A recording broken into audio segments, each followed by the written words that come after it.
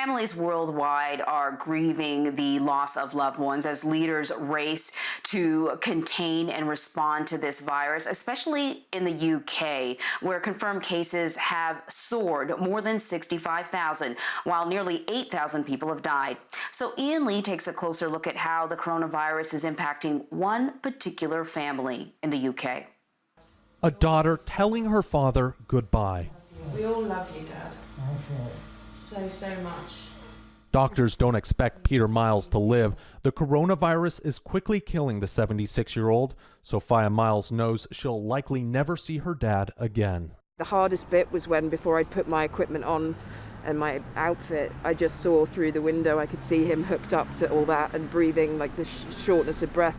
We interviewed Sophia in a nearby park after her visit, practicing social distancing before she goes into self-isolation. Her story is similar to that of many worldwide who fear for their own safety even as they watch loved ones battling the virus. I think the one thing that I hope for is that it's not a painful struggle once as he's actually dying, and I'd love to be in there holding his hand the whole time, but we just don't know when it's going to happen. More than 7,000 people have died in the UK and nearly 90,000 around the globe, with rarely a familiar face to offer comfort in those final moments. Do you feel like you have a sense of closure with your father now? Absolutely, absolutely. And I walked out of there knowing that that's the last time I'll see him. Within 24 hours of Sophia's visit, her father died.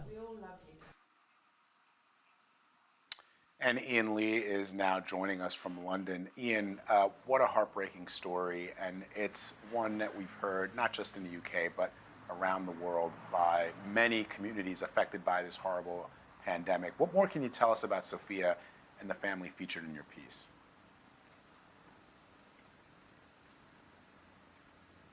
Yeah, Vlad, that really is one of the tragedies of the coronavirus, is that people can't be with their loved ones in the final moments.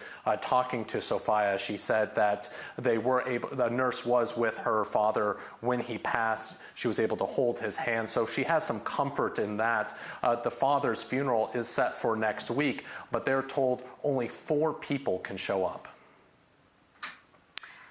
So all of this is coming as Boris Johnson seems to be improving a little bit. He's out of the ICU, but he's still battling this virus. He's still in the hospital. What do we know about his condition at this point?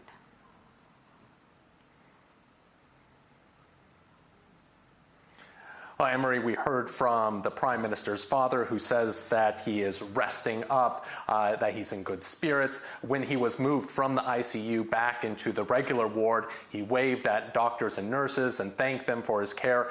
His health is improving, but he's not out of the woods quite yet. So how is he managing to run the country, Ian, from the hospital? Especially as the coronavirus deaths and cases in the UK are soaring. I know Dominic Raab is leading the response, but I guess the PM is still technically in charge.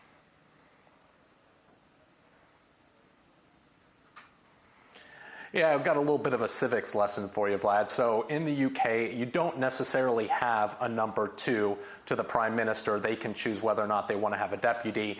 Boris Johnson going into this didn't have a deputy, but he did deputize, as you said, Dominic Raab, the Foreign Secretary, to kind of look after affairs, why he was in the ICU, why he's in the hospital. But it has been a very difficult time for the UK because scientists are saying that the country is entering one of the darkest periods when it comes to the virus and the number of deaths that just keep going up. Yeah, Ian, it certainly seems like the UK is sort of in the thick of this pandemic. Are people actually talking about easing some of these lockdown restrictions?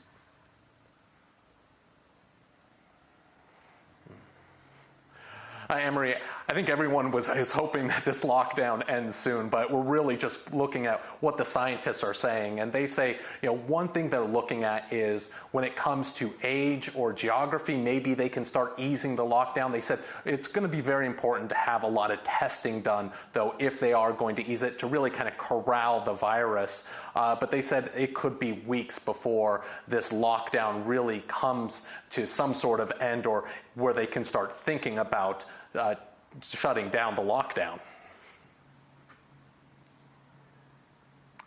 right, Ian Lee, thank you very much for your reporting. Ian, stay safe this weekend, and we'll see you next week.